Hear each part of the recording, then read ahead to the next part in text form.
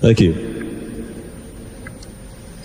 Well, we hear a lot about the history of 1609, the last 400 years of what took place between the Dutch, the Netherlands, different countries around the world, but we never really get a traditional Native American perspective on what happened when the Dutch arrived on our shores.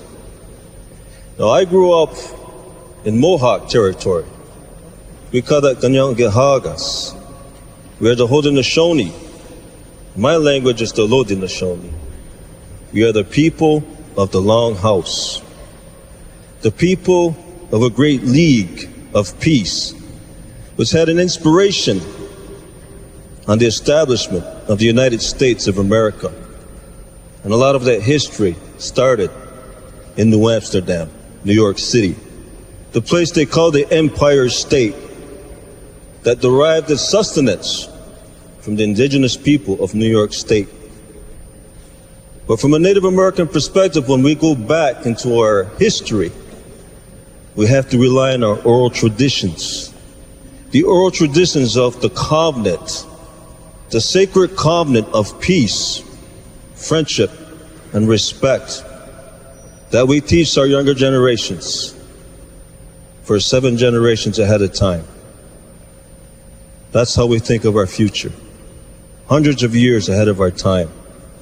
Because our history goes back maybe 2,000 years with a sacred Messiah who brought our people's religion, what we call the Guyana Lagoa, the great laws of peace. Democratic principles that gave inspiration to the birth of a new world, which you know as America. The Constitution of the United States, influenced by our native leaders, our messiahs, a man that we call Deganawida, the peacemaker, who made sacred covenants to our people and showed our people that if you can build a sacred fire, if you have the power in yourself, in your heart, a sacred covenant with God, with Swunga Diza, our creator, and you can build a fire for your family. Take care of your family. And if you can take care of your people, take care of your clan. Through 400 years, I still have my clan. I belong to the Wolf clan. I am a brother to the Wolf. The Mohawk people, we have 3 clans. And our sacred covenants that were made with the Dutch people have 3 principles: peace, respect, and friendship. We have 2 roles that peacemaker taught us to stand by.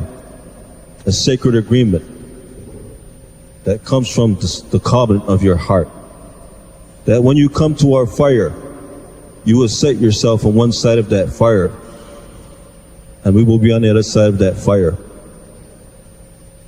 And in that fire, when you come and you sit next to us, you will come representing your people with your government, your traditions and your culture, your religion.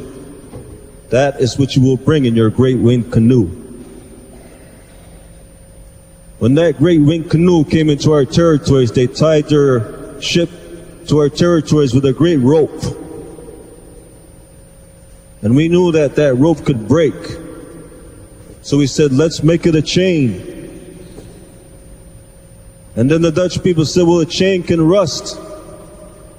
And we said, let it become the sacred chain of the silver covenant, which we will polish from time to time to remember our Dutch brothers, that we can enter into trade and commerce if we understand peace, if we understand respect, and we have friendship in our hearts. This had been going on for probably 1,500 years before the Dutch showed up. 72 Indian nations were brought into our confederacy under a sacred tree of peace that would grow so tall that all the nations could see that tree. And it had 4 great white roots that would go to the 4 corners of the world. If any man or any nation wanted to live in peace, that's all they had to do was to follow the roots to its source. And under that source of that great tree of peace, there the Iroquois Confederacy was sitting. A democratic government where women had an equal voice to vote. We are matriarchal. They're the ones that elect our chiefs into position, into authority. And if those chiefs, those governors, are guilty of misconduct, it's the same women, our clan mothers, who are empowered with that sacred title given to us by the peacemaker, who has the power to impeach them for misconduct. That's balance and power within the Iroquois Confederacy. So we have a lot to contribute. And my elders, my leaders, they tell me, whether a lot of these Europeans realize it or not, they may be thinking, acting, and living more like the indigenous people of this land because of the democracy they enjoy today under that great tree of peace. We made a sacred covenant with the Dutch.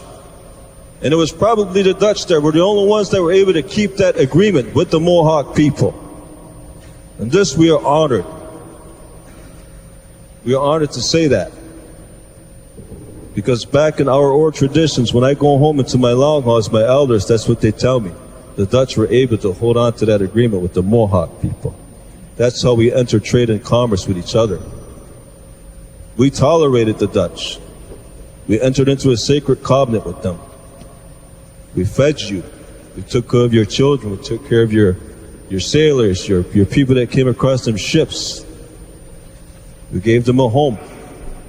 You learned our ways. You learned our language. You became a true blood brother to the first Native American. That was the Mohawk people. So I feel that there's a lot to be learned from studying the indigenous people who had a great influence on the Dutch. There might not be a 1609 if it was for the Mohawk people. There might not be a New York if it wasn't for the Mohawk people, a New Amsterdam. There might not be trade and commerce. There might not be one of the greatest cities in the world if it was not for the Mohawk people. We have to learn to acknowledge the indigenous people for the contributions that we have made to this world. E Tonyan Dunhuk, ne se wan nigula, Dani to, I have spoken.